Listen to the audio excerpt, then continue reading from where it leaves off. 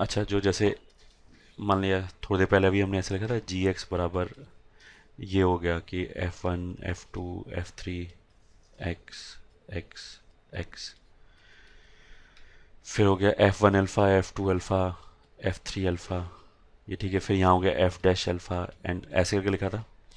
इसको हम ऐसे भी लिख सकते हैं, मतलब कॉम्पैक्ट फॉर्म में ना, बार बार इतना बड़ा ना लिखना पड़े। हमने ऐसे लिख दिया row one row two row three. उसके बाद आर वन की जगह ये पूरा लिखा हुआ है, आर टू की जगह ये पूरा लिखा हुआ है। कॉलम वाइज लिखना चाहो तो फिर ऐसे लिख दिया C one C two C three. ठीक है, तो सी वन की जगह ये पूरा लिखा हुआ है, सी टू की जगह ये पूरा लिखा हुआ है, बस वो ऐसे लिखना पड़ेगा। तो अगर कोई भी पॉइनॉमियल अब ऐसे लिखा है तो जी डैश एक्स को अब आप कैसे लिख सकते हैं? अगर रो वाइज डिफ्रेंशिएट करना होगा तो उसको शॉर्ट फॉर्म में लिखने का ये तरीका हो गया, बार बार इतनी वैल्यूज ना लिखना पड़े। तो हमने ऐसे भी लिख सकते हैं R one R two R three dash, या फिर अगर कॉलम वाइज लिखना चाहें तो C one C two C three plus C one C two C three plus C one C two C three. पहली बार कॉलम वन डिफ्रेंशिएट किया, दूसरी बार कॉलम टू, तीसरी बार कॉलम थ्री। तो ऐसे भी लिख सकते हैं, ये ठीक है। तो इसी कॉन्सेप्ट पे एक और क्वेश्चन कर लिया। Let F G H R three quadratic polynomials, ठीक है, and K X is equal to F X G X H X F dash X G dash X H dash X and F double dash X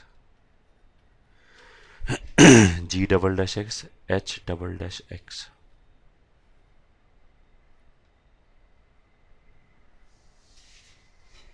ठीक है, ये हो गया। Sorry, इस बार तो क्या एफ जी एच तीनों क्वाड्रेटिक पॉलिनॉमियल है, तो पहली रो में भी क्वाड्रेटिक एक्सप्रेशन आ जाएंगे, दूसरे में लीनियर आ जाएंगे, तीसरे में कांस्टेंट आ जाएगा। ठीक है, अब प्रूव क्या करना है? देन प्रूव दैट के एक्स इज कांस्टेंट फंक्शन। ठीक है,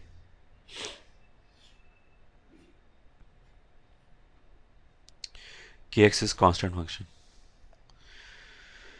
तो पहला तो नोटिस करने लायक चीज क्या है कि जो रो वन है उसी को डिफ्रेंशिएट किया तो रो टू आ जाएगा, रो टू को डिफ्रेंशिएट किया तो रो थ्री आ जाएगा। ठीक है, पहला चीज। दूसरा, अगर मैं कांस्टेंट प्रूव करना है तो कैसे प्रूव कर सकते हैं? या तो हम शो कर दें कि के एक्स बराबर कुछ अल्फा आ गया, कांस्टेंट वैल्यू आ जाए, या हमने पहले ही बोला था कि ऐसे ही प्रूव कर सकते हैं कि के एक्स और के वाई बराबर आ जाए फॉर सम एक्स वाई, ऐसे भी प्रूव कर सकते हैं। और या फिर हमने और क्या बोला था कि if I am able to show कि के डैश एक्स जीरो है तो भी प्रूव हो जाएगा कि के एक्स कॉन्स्टेंट है। ठीक है, तो अब इसके सोल्यूशन में हमने ये लिखा आंसर,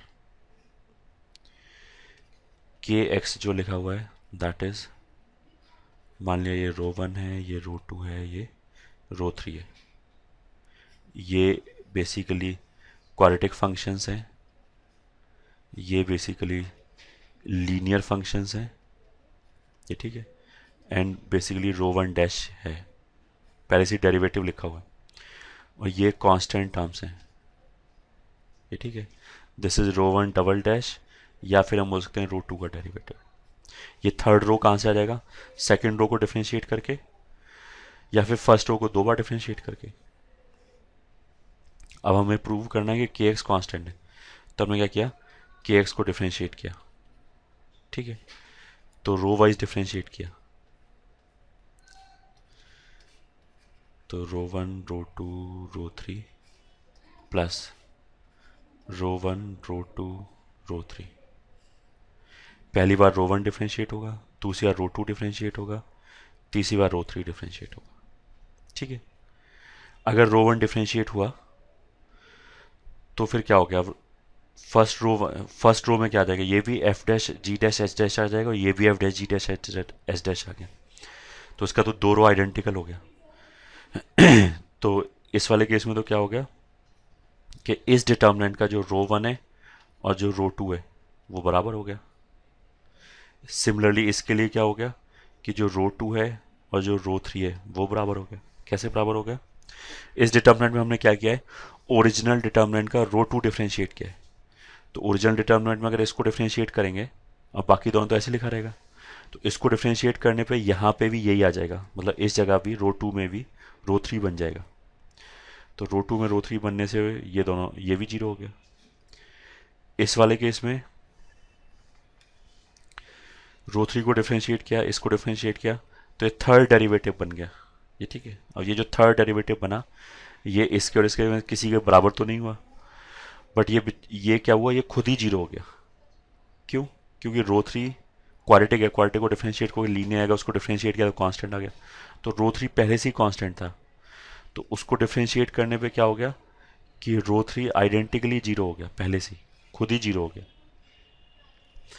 अब रो थ्री जीरो होने से क्या हो गया कि ये भी जीरो, ये भी जीरो, ये भी जीरो, या फिर हमारा के डैश एक्स जीरो हो गया। इसका मतलब क्या है? This implies K X is a constant function. K X is a constant function, ये आ गया। बस हैंस प्रूव, यही प्रूव करना था।